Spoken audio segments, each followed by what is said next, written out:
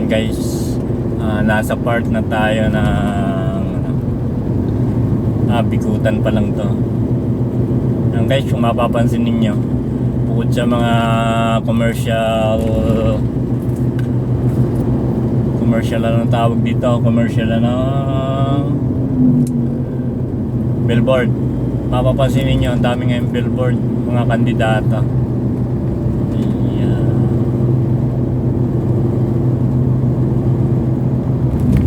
At sa mga artista.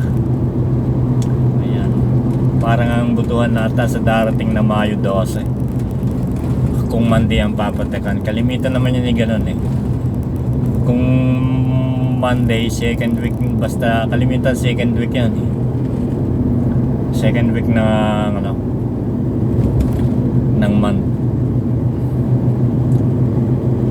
Kung 11 ay Monday yon, 11 ang butuhan.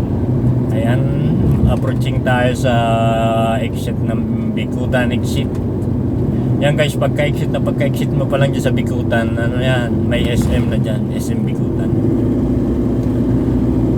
Bagal pala natin, napapansin ko 60 lang, okay lang naman. Takbong bus, kasi ang bus 60 minimum, maximum na 80, saka yung mga close van.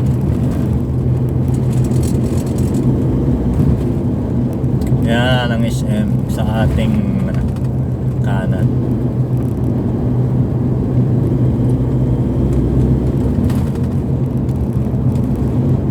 SM Bikutan. Kung dyan tayo dumaan kanina, lampas na tayo rito. Mas makakatipid, walang toll.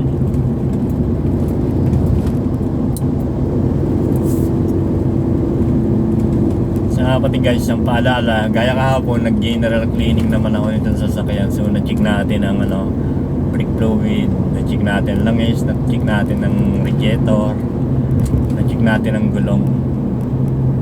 Ganun ako mag-general cleaning kasi sa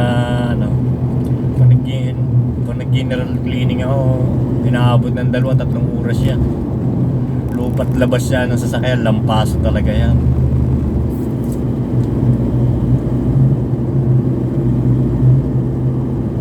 So hindi nga masunod lang ng nung halimbawa mga 2 times a month or 3, hindi lang naman ito yung trabaho natin, hindi natin mapupusan. Ako kasi hindi nag-uutos sa iba, gaya sa boy namin, hindi ko naman inuutosan, marami din gawa. Ayan, approaching tayo sa Sukat exits, 2 kilometers ahead. Sukat exit yan, yung isa pa rin sa pinakamalaking intersection. Lahok-lahok to. S-Lex, yung mga exit ng toll, papasok ng toll, tapos yung mga PUV vehicle sa baba. Kaya ngayon, dati pag galing kang Quezon, titingnan mo ang buwan, halimbawa sukat ilalim. Pag sukat ilalim, tapos sukat yung pupuntahan mo, yun ang sasakyan mo. Pero kung ang signboard ay sukat ibabaw, ang signboard ng bus, huwag ka sasakay, lampas ka niya. Nung hindi pa nagagawa to. Pero nung SLEX pa lang, wala pa itong may skyway, walang signboard na gano'n. Parang ganyan kahit sa sa Ortigas ilalim, Ortigas ibabaw. Kasi doon sa Ortigas may may humps, may ramps. Kung may pribadong sasakyan, diretso ka ng norte, para hindi ka maabala ng konting minuto, akit ka siyempre sa taas, sa flyover. Kasi pag sa baba, maawala ka pa doon ng ilang minuto. Gaya ngayon, sa panahon ngayon, yung 1-2 minuto, napakalaking bagay ng takbuhin yan. Kaya Sukat, Dr. Ray Santos Avenue exit.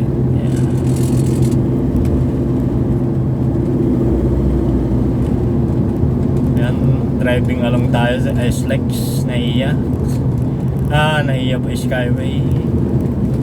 Tumatakbo tayo ng 60 km per hours. Safe driving lang tayo.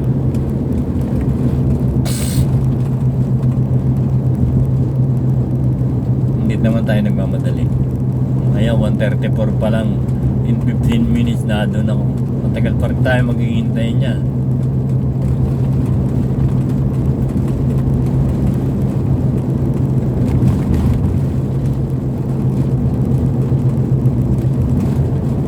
Papark ko na muna ito sa carpool. Lalakadin ko na lang papuntang opisina ng school. Ang gaya ng guys, nakaplo naman sa 60, nakapix yung ating sasakyan. Bibitawan muna yung gasolina o ganyan. So ngayon, pag bumababa siya sa 60, saka mo lang medyo pitikin ulit. Dahan-dahan lang, huwag naman bigla. Di ba kaya bigla, aangal naman yung makina. Petek-petek lang.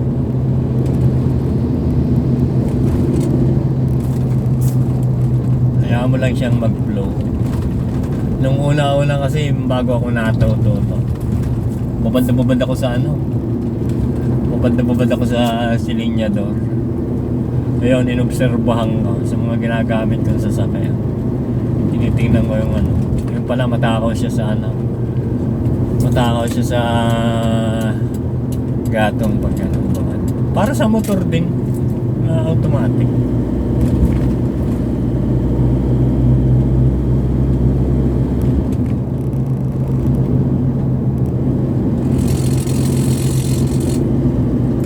Yung nagkumanan sa ating harap, hindi sigurado sa kanyang pupuntahan niya. Si alanganin na yung kanyang lipat. Kung traffic yan sa baba, di isa kang pasaway, sasangat ka, hindi ka sabihin sa'yo ng mga hindi ka pumila. Yang flyover sa ating kanan, yan yung on the way to Quezon, Calamba yan. So ito, dahil mag-iikit tayo ng Alabang Saputi. Nakaikit na tayo, bababa tayo ng Saputi.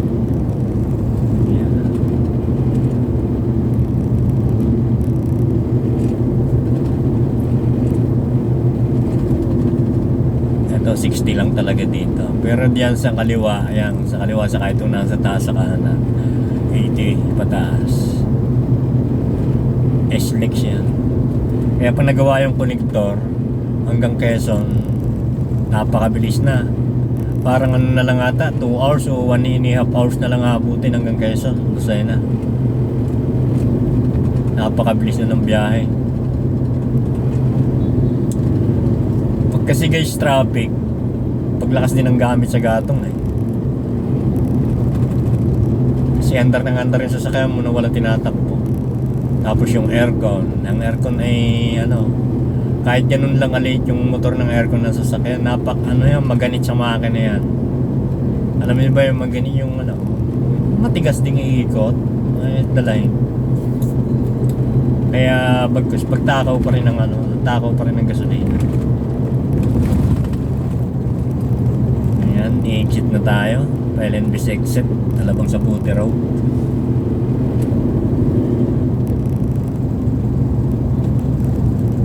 Sarap takbuhin pag ganito. Yun nga lang, didibayan.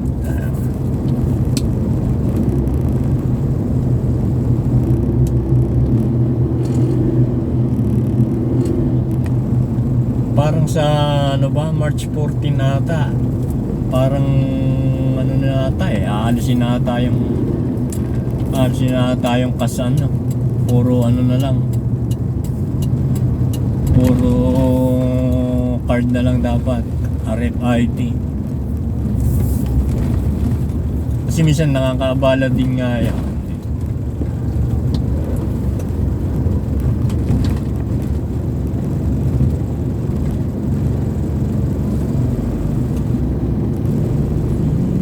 Yeah.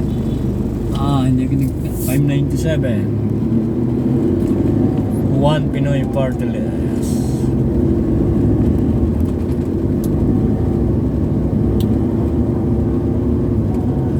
kasalukuyan tayong lulusot na sa tunnel. Exit na tayo ng kaliwa tayo ng Pelinbes. Pagkatapos ng Pelinbes, sunod na traffic light, kanan tayo ng Commerce Avenue. Dire-diretso lang all the way hanggang sa may gate ng main gate ng main gate ng Makapagal Avenue sa Ayala, Alabang. Lalaki ng guys dyan, ng mga lote kapay sa Ayala, Alabang. Siguro pag wala kang 10 milyon, di ka basta maka-invest doon eh. Ang lalaki ng katlan lupa. Siguro mga 10 million nga siguro yan.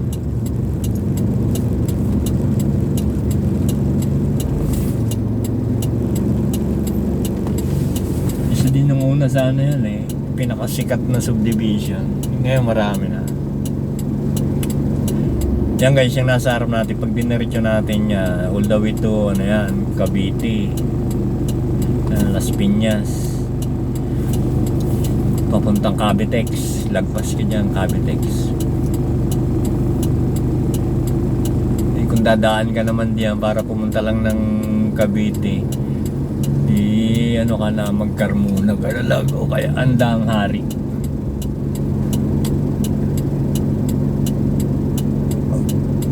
Papuntang Tagaytay yan, pwede rin, access din yan.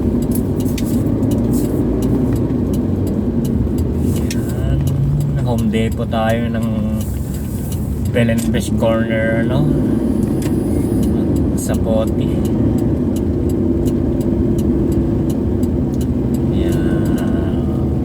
Approaching tayo sa traffic light. Kanan tayo, easy right turn yan, kumbaga ika nga right turn anytime with caution. May mga signboard naman yan guys eh. Pag warning, kalimitan pula yan.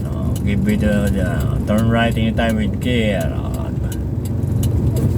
Kaya niya nakapulo yung yan. Pwede tayo, pasok na tayo. Ayan. Tapos dito guys, kung diretso kayo pupunta doon sa Ayala, Alabang, dito ko pipisa sa gitna. Kasi yung kaliwa is for kaliwa only, yung kanan is for kanan. Wala man dyan mga huli o hindi man bawal. Pag hindi sabay kasi yung traffic light, yung kaliwa nakapula, tapos yung gitna ay tapos diretso ka naka-green. Hindi ka makakadiretso kung may nakablangka sa harap mo na pakaliwa. Alang-alang businahan mo yun, nasa tama siya. Kaya kailangan ganito. Kaya the best talaga yung lagi kang kahit alam mo yung pupunta mo, naka-Google Map ka talaga. Kasi kung hindi mo memorize yung pwesto ng yung gaya noon, diretso yung nasa kaliwa, okay lang kasi walang nakablank sa harap niya. Yun ang problema sa kanya, sasangat siya. Kasi yung pinaka-left noon, left turn only yun. May may barrier.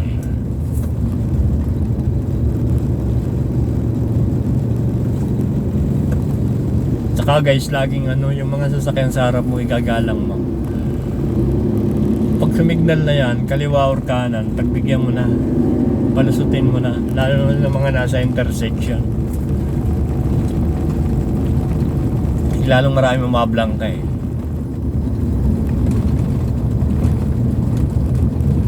Okay lang sana dito sabay kasi yung traffic light, yung left and go sabay. Yung problema may may tawag doon, may barrier, hindi ka makakalusot unless banggay, normally pa din, di ba? Ayan guys, konting-konti na lang tayo, approaching na tayo sa main gate ng Ayala, Alabang. So guys, mapapansin ninyo lalaki ng bahay dito. Okay na dito, meron naman dito kasi malapit naman sa mga mall. Saka malapit din naman sa airport, di naman kalayo. Kasi may skyway naman Pero kung walang skyway hanggang airport matagal pa rin. Kasi kalimit traffic dyan sa baba. Pero bago ako makapag-invest siguro dito mga 10k, 10M.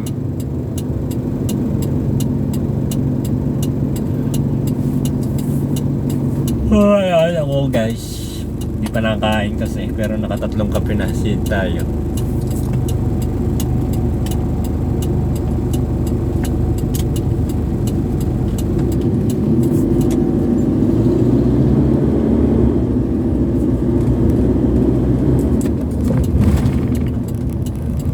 Lagi ka guys magto-turn signal. Ikalang mo din naman yung nasa likod. Ayan, papasok na tayo ng Ayala Alabang Village. Ayan. Mahigpit dito guys. Pag sa harap ng kalsada at mayroong yung mga intersection may nakasulat na full stop, kailangan mong huminto doon anytime. Seconds lang naman yan. Huhulihin ka dyan. Gagaya noon, hindi nag-police stop mo pero hindi inuhuli palibasa yata lot owner, pero dapat huli yun pero kung outside bilid ka tapos ka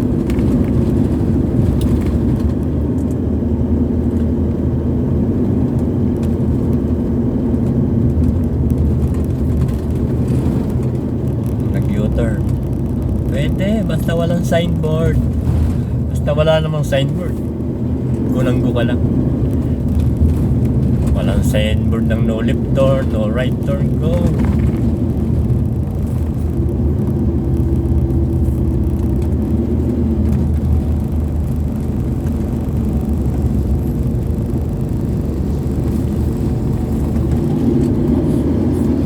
Sa Southwoods naman, sa Manila Southwoods, may doon, may speed radar. Halimbawa kung 40 kph kaya dito 40 to 60 maximum. Pag lumabis ka dyan magra-radar yan. RFID na rin dun pagpapasok ng gate parang dito sa atin, pero kalimitan naman RFID na yun. So ang aga pa, quarter to 2 lang. So sa carpool tayo papark, lalakad na lang ng kaunti yan mamaya yung bata. Pupunta muna tayo sa opisina ng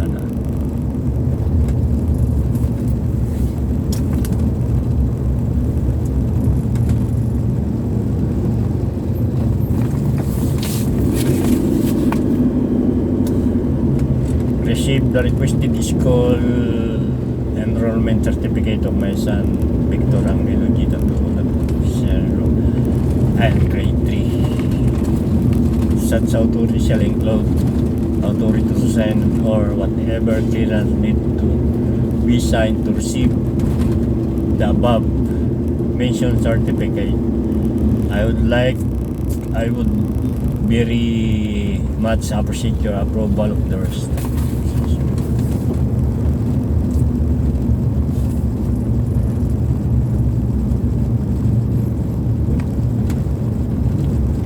Aga tayo guys.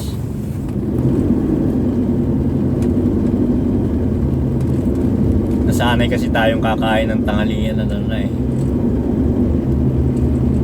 dahil sa almusal hindi naman tayo nag-almusal, pero yun pala ang pinaka-important na meal, breakfast, kasi hindi tayo nasanay. Since yata na naging tao ako, hindi ako siguro nung umidad na baka nung bata pa ako kumakain naman. Kalimitang kape lang ako. Basta kape ako sa pagkagising. Tapos pagkaubos ko nung isang tasa kong kape, actually hindi nga tasa mugs yun. Pagkaubos ko noon after 15 minutes, kape uli ako. Kaya pag gaya kahapon Sunday, nakailang kape ako, 5 ata. 6 magastos. Tapos ay yung bisyo pa natin, nakasanayan, hindi masarap ang kape pag walang yosi. Ayan, kakaano tayong guys sa University Avenue. Dahil may school dyan, kaya pinangalan yung street sa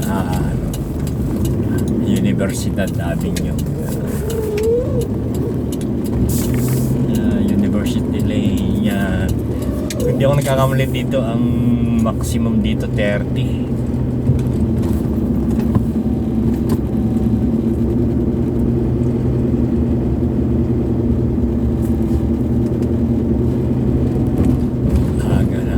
Isang oras pa almost tayo maghihintay pag ganito.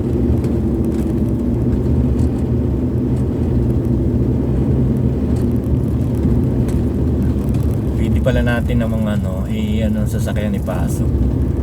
Hindi kaso ang layo ng balik iikot pa. Parking na lang natin sa carpool, lakadin na lang natin. Ayan, 30 kph nga dito, maximum na yan. Ganda na sasakyan ako, liit, vintage car.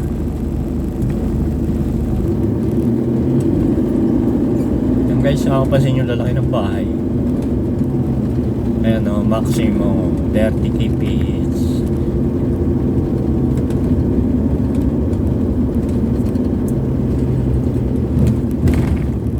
Pero guys, talaga may time, kahit ako, aminado naman tayo, may time talaga na libang na libang tayo sa pananakbo. Yung mga signage hindi natin namamalayan or hindi natin napupuna o napapansin. Ang gaya ko nung minsan, talaga hindi ko napansin, saka nagmamadali ako kasi nga 1 PM yung scheduled nung passport appointment nung paghinto natin sa harap ng DPA no loading and unloading, dalawang malaking signboard. So ito naman si Pugi, hindi man lang tayo winarningan, hinayaan lang tayo. Talagang gusto lang tayo magastusan. Kung agad ay merong pito dapat pumito, isang pito lang, hindi layas agad ako at bawal lang. Total nakapisto naman siya, naka-duty siya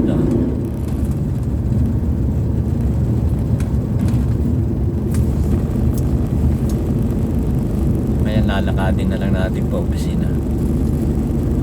Pwede din naman tayong pumila, pero tagal sang oras pa carpool na lang tayo para wala tayong isipin.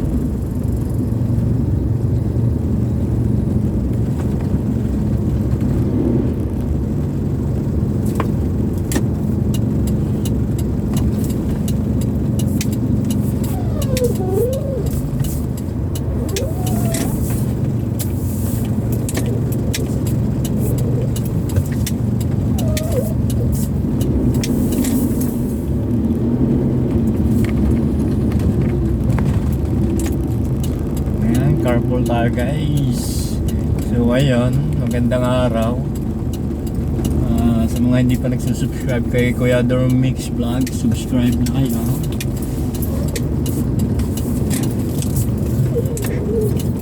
Ayun, sa awa ng Diyos pala, may isa na akong member. Wala pa kasi tayong member since na-monetize tayo.